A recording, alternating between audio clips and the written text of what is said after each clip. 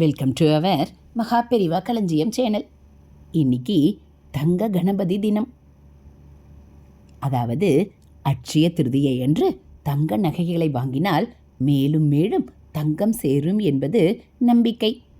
வைகாசி மாதம் கிருஷ்ணபட்ச திருதியை திதியைத்தான் அட்சய திருதியை என்கிறோம். இது வருஷத்துக்கு ஒரு முறைதான் வரும்.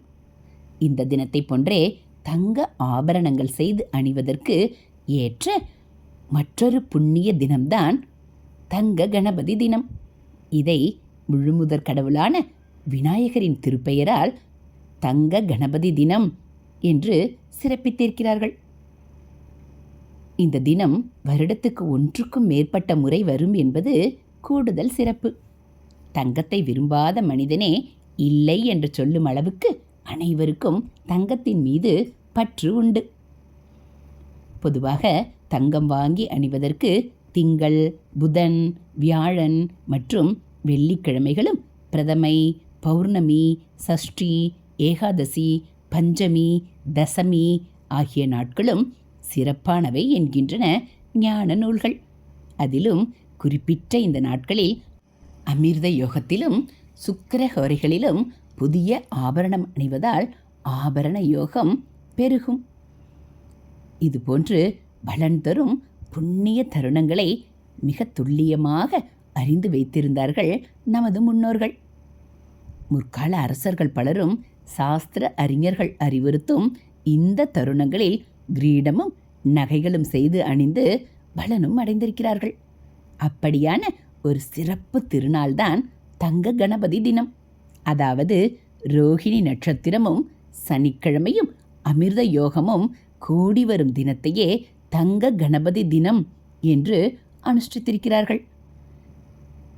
எதிலும் முன்னோரை சிறப்பிப்பது நமது பண்பாடு. அந்த வகையில் உலக உயிர்களுக்கெல்லாம் முன்னவராகவும் தேவாதி தேவர்களுக்கெல்லாம் முதற் கடவுளாகவும் விளங்கும் கணபதி பெருமானுக்கு பூஜைகளில் முதலிடம் உண்டு. அவ்விதமே அவரின் திருப்பெயரை இந்த புண்ணிய தினத்திற்கு சூட்டியதாக ஆன்மீக தகவல்கள் கூறுகின்றன.